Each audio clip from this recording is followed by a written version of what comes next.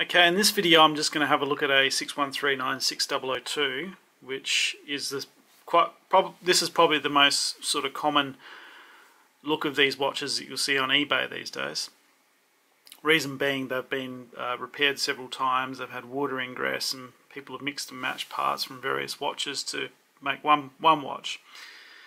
And I'm really sort of keen for everyone to understand and sort of be able to see through some of the flashy photos and stuff that you do see on eBay of these things, and just see the watch for what it actually is. So I'll get straight into it. The first thing that stands out here is that the indicator ring, which is this ring here, that's yellow. That shouldn't be yellow. On these, which is actually a midnight blue dial, that should be blue, and sometimes on the later models it's black, which goes well with the dial anyway.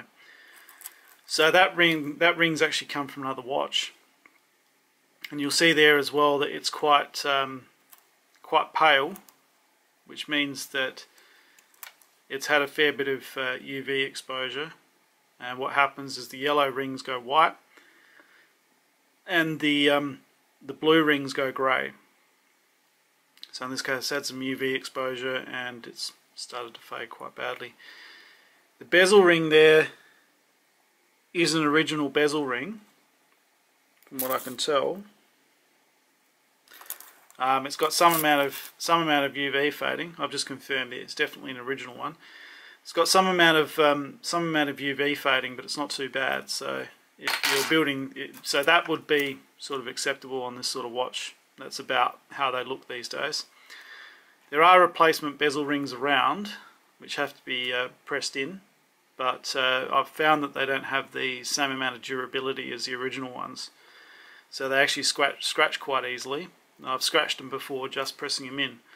So that's something to be wary of as well. So the next thing you'll notice here, if you have a look at the hands, now these hands are completely replaced. So the hand there is meant to have a teardrop shape, and in this case it's come from a Swiss hand assortment, so that's incorrect, and that's the one that counts the minutes as the chronograph goes around. Now it's also been painted red, and you should be able to pick that up in the video here, and whoever painted it, they probably did it with nail polish, because it's not meant to be glossy like that. The original hands, and I'll just show one here.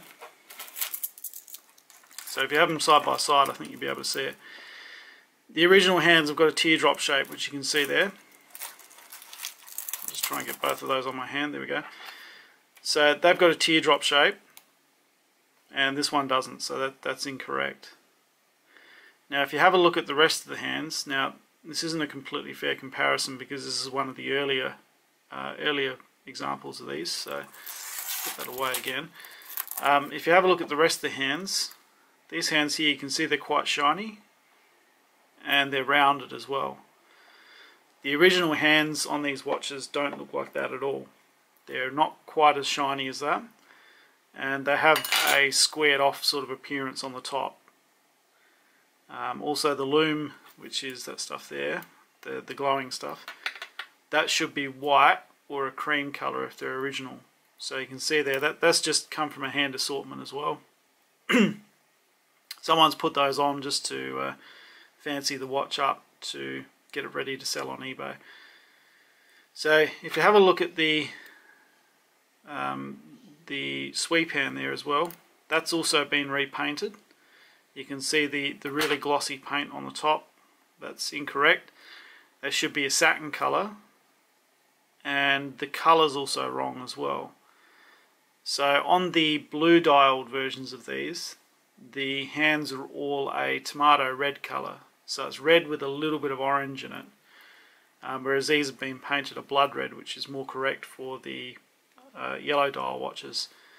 That's one of the really small details that a lot of people miss. Just because you think it's red, but when you have the hands out and you have them next to each other, you can see there is a definite difference in the colour.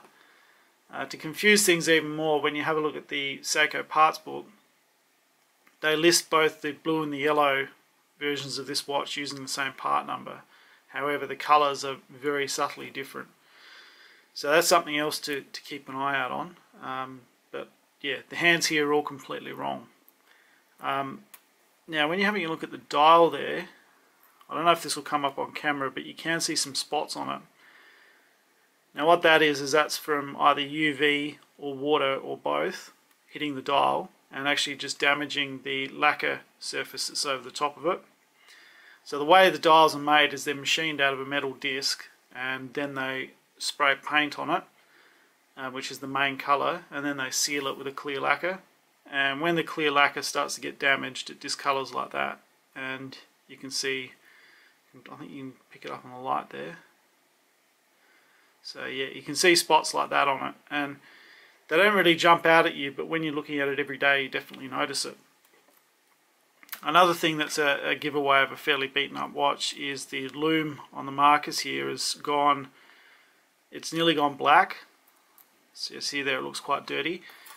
Now what that is that's mould and dirt and acid and stuff that's got into the watch because of water intrusion and has then discoloured that paint.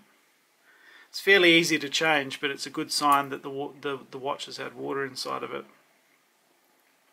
If we just move on now to the case, now you can see there it's quite rounded around there, so that's where the edge is meant to break up, right there, and it doesn't really. So that's a sign that the case has been heavily polished.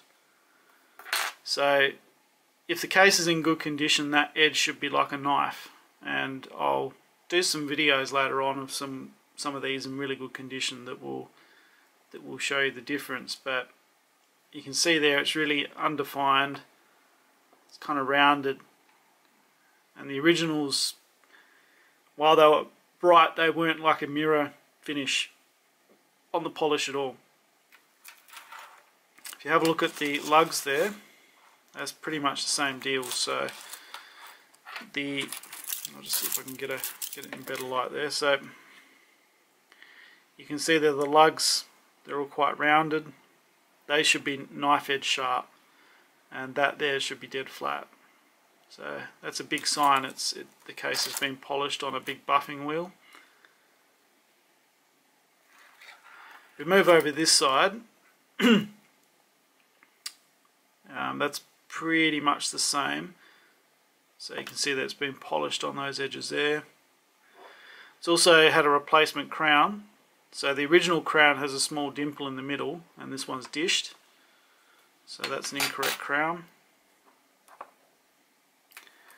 Now the bracelet on this one's a replacement, and it's one of the cheapest replacements on eBay. So these look nothing like the original bracelet. The original bracelet looks like that. So it's a H-link, and it's either flared just at the top there, or it's straight. And that's what most of them came on. There are a few other variations as well, but I'll go into those on a later video. Now if we tip that over, you can see it's a folded link style bracelet, which is the cheapest style of manufacture. Not necessarily wrong for the period, because most bracelets were folded link. However, in this case I just happen to know that this is one of the cheaper bracelets around. So you can pick it because they're a completely different shape, and they've also got the lines down the middle. The buckle there, while it says SEIKO, it's not an original buckle whatsoever. So they're actually made by probably a company in Thailand or something that pumps those out. So we'll just see as well, see how I'm turning the crown. With the crown locked in, turning the crown, the indicator ring in there should move. So that's a sign that the gear and the spring on the crown, or on the stem, is missing. So that's usually a fairly expensive problem to fix because the parts are quite uncommon. So yeah, I think it sets okay. Yeah, sets okay, so it's to the first position, and I think the date works. It's a push to change.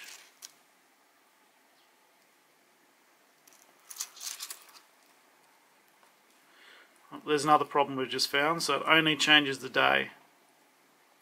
The date setting doesn't change at all. So that's going to be one of two things. That's either going to be a problem with the stem, or it's going to be a problem inside mechanically. So I haven't pulled this apart, so I don't know which one it'll be. I think the chrono works.